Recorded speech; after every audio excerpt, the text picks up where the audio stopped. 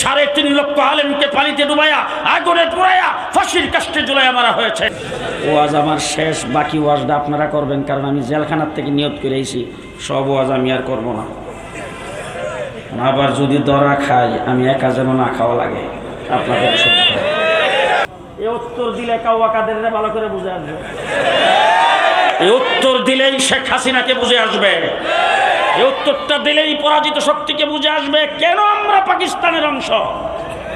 এই পার্থক্যটা যদি বুঝে আসে আমাদের দেশটা সম্পর্কে, আমাদের সম্পর্কে বুঝে আসবে। আজকে ওয়াজ মাহফিল সম্পর্কে বুঝে আসবে। ওয়াজ মাহফিল যারা করেছেন, যারা আমাকে রিসিভ করেছেন, আমার তাদের চেহারা দেখে, তাদের পোশাক আশাক দেখে মনে হলো তারা কেউ মাদ্রাসার ছাত্র না, স্কুল কলেজের ছাত্র, তারা কেউ মাদ্রাসায় পড়োয়া না, তারা হলো সমাজের ইংরেজি শিক্ষিত বা জেনারেল শিক্ষিত মানুষ। এই মানুষগুলি আজকে উলামায়ে কেরামকে এইভাবে রিসিপশন করে এখানে আনেন, উলামায়ে কেরামকে দাওয়াত করে ইসলামী সম্মেলন ওয়াজ মাহফিল করেন। কেন আমাকে দাওয়াত না দিয়া রুনা লাইলারে দাওয়াত দিতে পারতো না? মমতাজ কবরীরে দাওয়াত দিলে কি আপনারা বাধা দিতে পারতেন? তাহলে তারা সেই কাজগুলি না করে আজকে ওয়াজ মাহফিল ইসলামী সম্মেলন কেন করলেন? কোত্থেকে আসলো? ফোকাসটা কোথার থেকে পাইলেন? আমার এই দেশ ইংরেজ দখল করেছে, ইংরেজ যখন ক্ষমতা পাকাপোক্ত করেছে, আজকে আমাদেরকে দেখলেই যারা আর চোখে তাকায়, আমাদের মোল্লা মৌলবী টুপিদারিওয়ালা পাগড়িওয়ালা দেখলেই যারা মনে করে তারা দেশপ্রেমিক না, তারা হইল রাজাকার, তারা হইল এই দেশের জন্যে, তারা হইল এ দেশের জন্যে তারা কিছুই করে নাই, মুক্তিযুদ্ধ করে তারা দেশ স্বাধীন করেছে। আমি 1.5 মাস রিমান্ডে ছিলাম ডিবি অফিসে। দুঃখজনক কথা আপনাদের সামনে বলতে চাই, 1.5 মাসের ভিতরে রাত্র দিন 24 ঘন্টা 7টা টিম আমাকে জিজ্ঞাসাবাদ করত।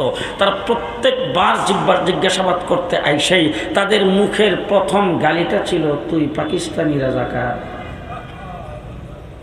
আমাকে বলতো তুই পাকিস্তানি রাজাকার, তোর হাফিজ জুজুর ছিল পাকিস্তানি রাজাকার, তোর আল্লামা শামসুল হক ফরিদপুরি ছিল পাকিস্তানি রাজাকার, তোর মুফতি আমিরি ছিল পাকিস্তানি রাজাকার, তোর ইমুক আয়ন ছিল পাকিস্তানি রাজাকার, তোর শাইখুল হাদিস ছিল পাকিস্তানি রাজাকার, আর তোর আহমদ শফি পাকিস্তানি রাজাকার।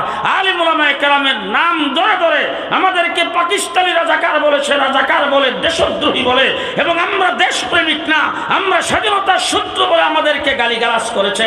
আজকে জিজ্ঞাসা করতে চাই, তোমরা যারা আমাদেরকে স্বাধীনতা বিরোধী বলেছো, পাকিস্তানের দালাল বলেছো, আর পাকিস্তানি রাজাকার বলেছো, আজকে তোমরা গেলা কোথায়?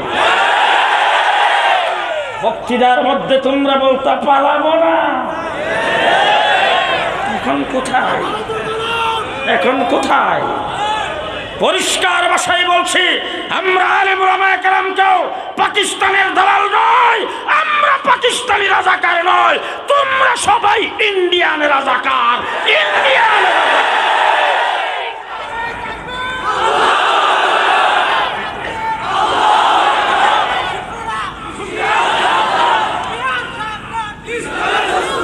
এই দেশ যখন ইংরেজ ক্ষমতা পাকাপোক্ত করেছে, দেশে বড় বড় লিডারদের অভাব ছিল না।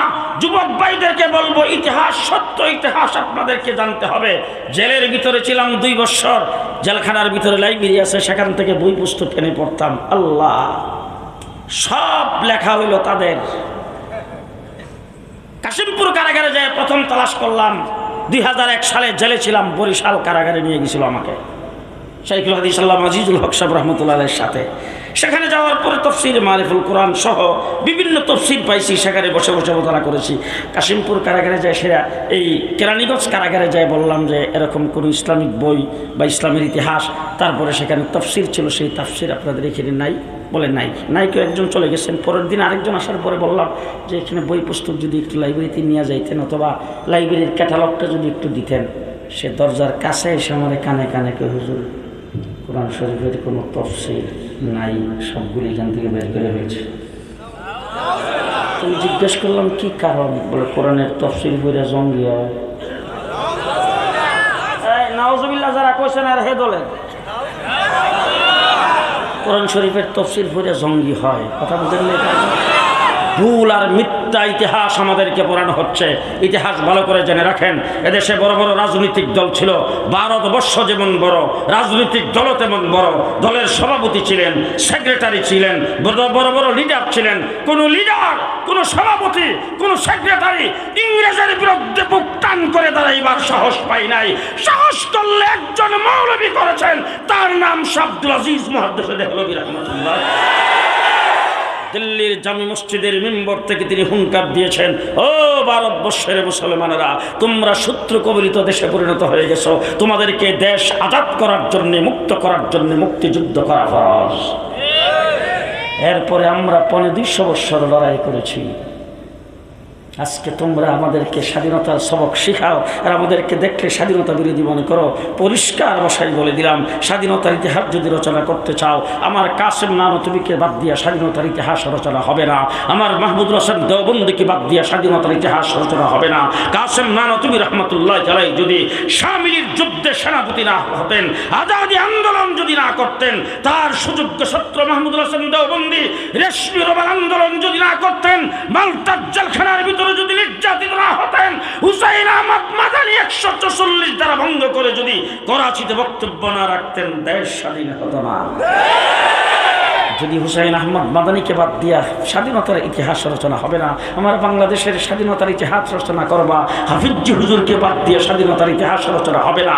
আমার শামসুল হক ফরিদপুরীকে বাদ দিয়ে স্বাধীনতার ইতিহাস রচনা হবে না। আমার শাইখুল হাদিসকে বাদ দিয়ে স্বাধীনতার ইতিহাস রচনা হবে না। দেশ স্বাধীনতার মূলে আমরা দেশপ্রেমিক। আমরা আজকে যারা আমাদেরকে দেখলে মনে করো দেশের জন্য আমরা কিছু করি নাই, তোমাদের কাউকে বর্ডারের কাছে পাওয়া গেল, তার ব্যাগের ভিতরে পাওয়া গেছে 70 লাখ। তোমরা দেশকে ভালোবাসছো দেশের সম্পদকে লুণ্ঠন করার জন্যে। তোমরা দেশের ভালোবাসার স্লোগান দিয়েছ দেশে বড় বড় পদ পদবি পাওয়ার জন্যে, মন্ত্রী হওয়ার জন্যে, এমপি হওয়ার জন্যে, দেশের সম্পদ লুণ্ঠন করে বেগম পাড়াই নিয়ে বাড়ি করার জন্যে।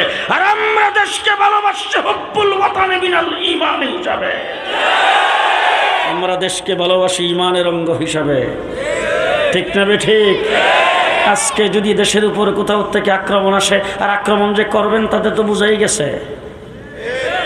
আমার বিজয় দিবসের দিন মিস্টার মোদি সাহেব কি বক্তব্য দিয়েছেন? এটা হিন্দুস্তানের বিজয়। মোদি সাহেব টের পান না, একটু আফগানিস্তানের দিকে তাকান। বিশ্বের সবচেয়ে বড় সুপ্রিম পাওয়ার আমেরিকাকে যারা ফেম্পাস করে ছেড়ে দিয়েছেন, আপনি বাংলাদেশের দিকে তাকাইতে আগে দুটি সামলান, তারপরে তাকান। দেশ মুসলমানের দেশ। মিস্টার মোদি সাহেব, আপনার দেশ বড়, আপনার জনবল বড়, আপনার সোলজার বেশি, আপনার সেনাবাহিনী বেশি, আপনার এখানে সৈন্য সামন্ত বেশি, আপনার অস্ত্র শস্ত্র বেশি, শক্তি বেশি। আমরা একজন মুসলমান, আপনার শক্তি দেখার টাইম নাই। আপনার শক্তি দেখার টাইম আমাদের নাই। 1000-এর বাহিনী নিয়ে আবু জাহেল যুদ্ধ করতে আসছে, মদিনাতে আক্রমণ করার জন্য আসছে। রাসূল বদর প্রান্তরে গেছে, অস্ত্র কি আছে না না আছে হীরা দেখার টাইম নাই। আমরা সেই মুসলমান। ঠিক না ঠিক? ঠিক না ঠিক? ভারতের জন্য যুদ্ধ করেছি আমরা, রক্ত আমরা দিয়েছি। আমরা এই দেশের জন্য রক্ত দিয়ে 3.5 লক্ষ আলেমকে পানিতে ডুবাইয়া, আগুনে পুড়াইয়া, ফাঁসির কাস্টে ঝুলাইয়া মারা হয়েছে। ঢাকার ভিক্টোরিয়া পার্কের থেকে সেই আরিচা রুট হয়ে, বাংলা রুট হয়ে সোজা দিল্লি চাঁদনি চক পর্যন্ত রাস্তার 2 ধারের এমন কোনো গাছ ছিল না যেই গাছের ডালায় আলেমদের লাশ মাসের পর মাস না ঝুলে রয়েছে। এরপরে দেশ স্বাধীন হয়েছে 1947-এ। কততে? ওয়াজ আমার শেষ, বাকি ওয়াজটা আপনারা করবেন, কারণ আমি জেলখানার থেকে নিয়ত করে আইছি, সব ওয়াজ আমি আর করবো না। আবার যদি দরা খাই, আমি একা যেন না খাওয়া লাগে, আপনাদের বাকি ওয়াজটা আপনারা করবেন। 1947 সনে আমরা স্বাধীনতা অর্জন করেছিলাম। আমাদের দেশের ভাষা কি? আমরা জাতে বাঙালি, আমরা বাঙালি, আমাদের ভাষা বাংলা। এবার বলেন তো কলিকাতার ভাষা কি? তারা কি? বাঙালি। তারাও বাঙালি, আমরাও বাঙালি। তাদের ভাষাও বাংলা, আমাদের ভাষাও বাংলা। তসলিমা নাসরিন বলেছিল এপার বাংলা ওপার বাংলা, তাহলে এই পারও বাংলা ওই পারও বাংলা। কলিকাতাও বাংলা, আমরাও বাংলা। তাদের ভাষাও বাংলা, আমাদের ভাষাও বাংলা। তাইলে দেশটা দ্বিজাতি তত্ত্বের ভিত্তিতে 2 ভাগে স্বাধীন হয়েছে। একটা হলো পাকিস্তান, আরেকটা হলো হিন্দুস্তান। তারা বাংলা ভাষাভাষী, তারা কেন হিন্দুস্তান হলেন আর আমরা কেন পাকিস্তানের অংশ হলাম? এই উত্তরটা দিবেন। ওয়াজ শেষ। আমরা কেন পাকিস্তানের অংশ হয়েছিলাম বলেন? এই উত্তর দিলে কাউয়া কাদেররে ভালো করে বুঝে আসবে। এই উত্তর দিলেই শেখ হাসিনাকে বুঝে আসবে। এই উত্তরটা দিলেই পরাজিত শক্তিকে বুঝে আসবে কেন আমরা পাকিস্তানের অংশ। আমরা কেন পূর্ব পাকিস্তান ছিলাম বলেন? জি, আমরা মুসলিম অধ্যুষিত এলাকা হিসাবে মেজরিটি মুসলমানের কারণে আমরা ছিলাম পাকিস্তান। ঠিক কিনা বলেন? ঠিক কিনা?